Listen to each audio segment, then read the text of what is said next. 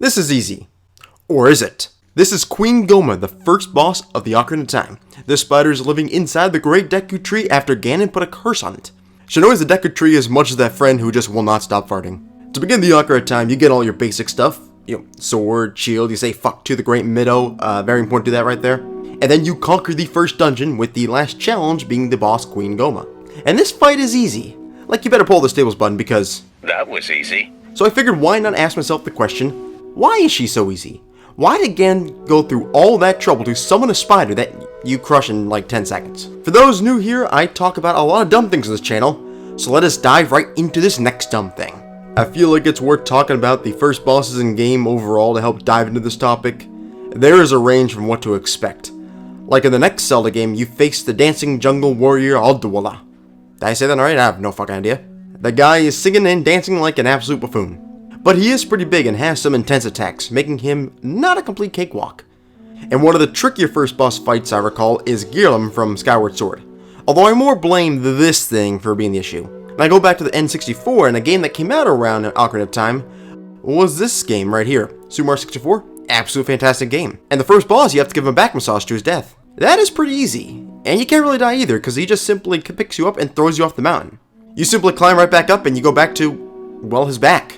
Easy bosses don't stop there, as another favorite N64 game of mine is Paper Mario. King Goomba's the first guy up, and he looks like a guy who played in the NFL because he had so many concussions just that went undiagnosed. He and his color run victim sidekicks are pretty easy to beat.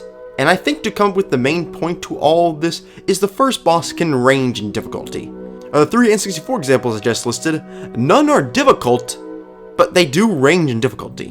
One thing I do recall is when I first played Paper Mario, I lost to that dumb fuck. Yeah, it's been embarrassing, but when you're a dumb kid, even the most trivial of bosses can be challenging. So a lot of the first bosses and their difficulty come down to the question, what audience are you making the game for, and how would that audience handle their first challenge? See, everything from this section you can just kind of forget, because honestly it's just basically those 2 questions I was trying to get to. Yeah, sorry, that was like a minute or 2 of your time I just pretty much just wasted to get to those 2 questions. Sorry about that, but you clicked one of my videos, so you should know you're going to waste your time. So let's go back to the overgrown spider and ask those same questions when assessing her difficulty. The audience for the game is a bit unknown, as video games were new back then, but generally they wanted to make sure this game was E for everyone, which also include, I guess, this in the game. But generally anyone could play, including stupid kids, like I was. So you didn't want to make the boss overly challenging.